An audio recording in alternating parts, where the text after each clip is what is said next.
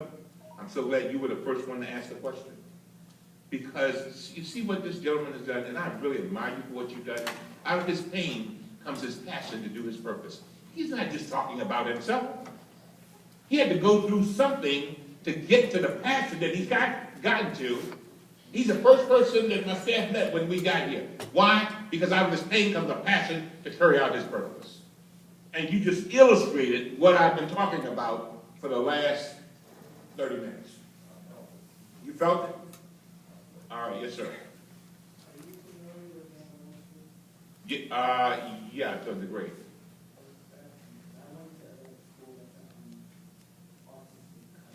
Yes. So, and you suffer from autism? Is that, I shouldn't say suffer. My committee just had a major hearing on autism. The committee that I serve on is that our responsibility is to make sure the government runs right, properly. We also, we're the #1 investigative committee in the Congress, House or Senate. We can subpoena anybody, anywhere, at any time. And it's not even subject to a court. I mean, we can do it out of a committee. And autism is something that has been of great interest to us because there are a lot of issues surrounding it. You know, if you want to hear more about my views, I'd be happy to share them with you, but not right now, because it'll take a little while. Okay. Anybody else? But I think we have to address that. One of the things I must say, there's a lot more research that needs to be done. Yes. Yes. You. So you said I think pain comes with passion to do purpose. Yeah.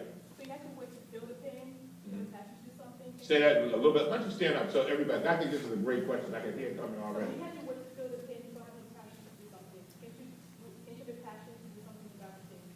Yes, of course you can. I think I'm so glad you said that. That's a good point. Sure you can have. You know, I believe that people, I was just, you know, the reason why I talk, that's a whole nother speech. I would just concentrate, you know, let me tell you the reason why I concentrate on this particular day today. Is because I get tired of people cursing their lives and cursing their experiences and failing to understand that it's all a part of a process. And the process is more important than the result, really. But yes, of course, yeah, people, I have a daughter who has a passion for theater. One day she came home to me, I mean, this is when she was in the 8th, 7th grade. She had been going to theater camps, which were, not theater camps, but sports camps in the summer. So she came home one day and said, Daddy, I really want to go to a theater camp. I said, I don't know of any theater camps. She said, well, we'll find one. So we did. And it was a Mercy High School theater camp. We went to this theater camp, and at the end of the theater camp, she had told me she was going to play the part of, I don't even remember the play, part of Martha. And she played the part of Jenny. And I said to her, well, you know, I thought you were supposed to play the part of Martha. She said, the girl got sick who was supposed to play Jane the night before. And so I had to take her place. I said, well, how did you do that? How did you know the part that fast? She said, Daddy, I can read a play 4 times and know every part. I said, that's a gift. And she, as a result of that, going to theater camp, she was able to develop her passion. I believe that first of all, I believe that we've all been placed on this earth to carry out a certain purpose. That's right. And I think a lot of times you can feel sometimes it's hard to feel what your passion is, but I tell people, if there's something that you love so much, and if somebody gave you a job doing it, you'd do it for free if you could, there's your passion. I love what I do. I love this. What I'm doing right here, people say, I don't see how you go through politics. I don't see how you want to, spend time speaking to people. Some of them criticizing you and all that time. I love what I do. I love it. My pay is not the check. My pay is seeing a person get the medical help that they need. My pay is seeing somebody get the crutches, if it needs some crutches, to see the lady who doesn't have somebody that lost her Social Security papers, making sure she gets her Social Security check. That's my pay.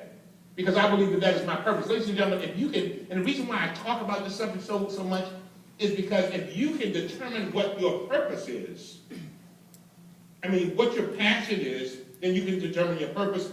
And if you are lucky enough and fortunate enough to do that, to do whatever that is, you will always do well. You can and I don't want you to look around the room. I just want you to listen to what I'm getting ready to ask you. You can tell a good teacher. You can tell a teacher that's got some passion. Can't you? Yeah. Come on, don't act like that. I'm talking about. You can tell a teacher that has some passion. I remember every passionate teacher I had, and all of them had a tremendous impact on my life.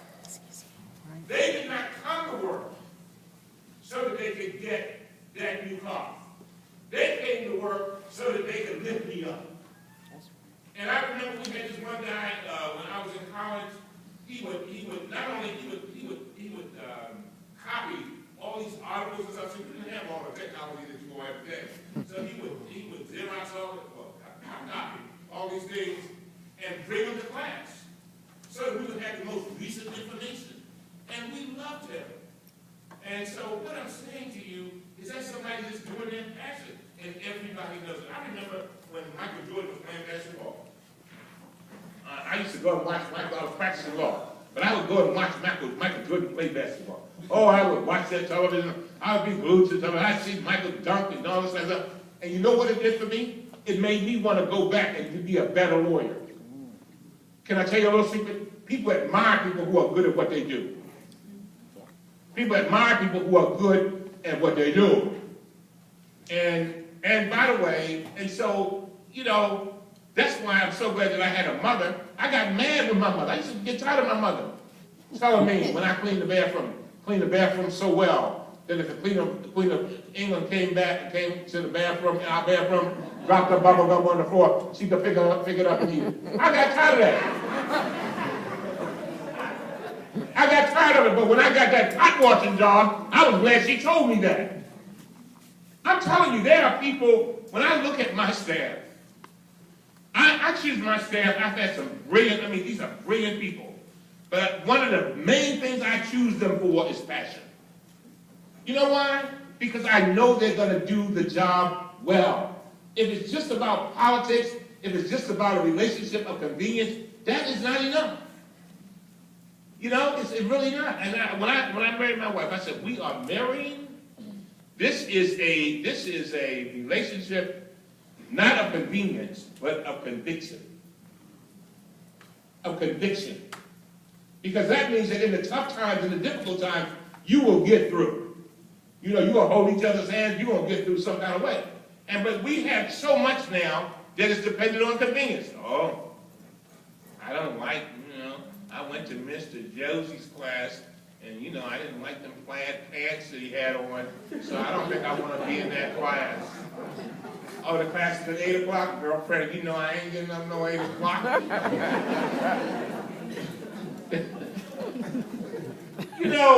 What I'm saying, oh my God, listen,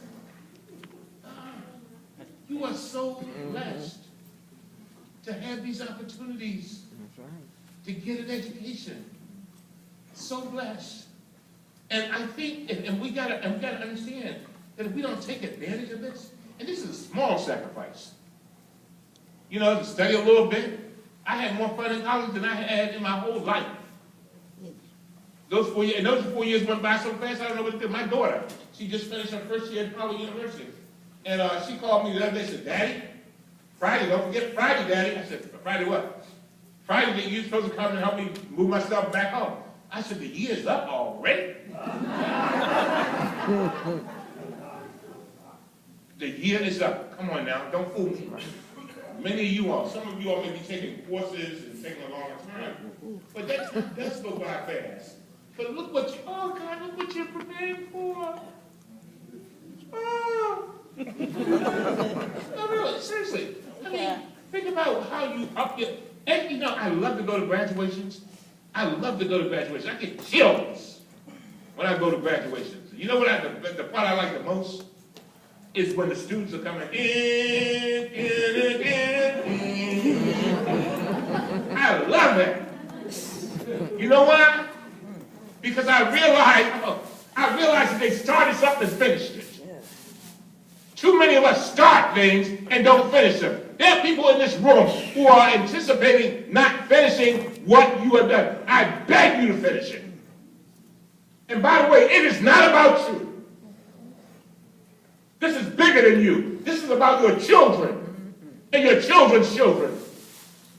Put yourself in a position so you can do better for your children. That's right. So that if your little girl wants to have ballet lessons, you're able to provide them. And you don't have to say, well, mom ain't got no money now. And by the way, the more you educate yourself, the more you put yourself in a position to help other people. That's right. Come on now. If they had left me in special ed, I don't know where I'd be dead today. And by the way, part of my role in the Congress, is to represent the President of the United States of America, basically as his lawyer. Period. Hello, that quiet gone down. I never did, and I gotta close this now, but you gotta understand, when I never forget when I started my practice, I had a small practice, and I always wanted to have a big firm. So I had 3 people, and we were working hard. The highest number I think we ever got up to was 6 members of the firm. And I felt so distraught so many times. I remember when I opened my office, some of my friends came by. We had a little tacky office. Gotten some desks from the Salvation Army. And, you know, it was kind of rough, I must admit. But it was an office now.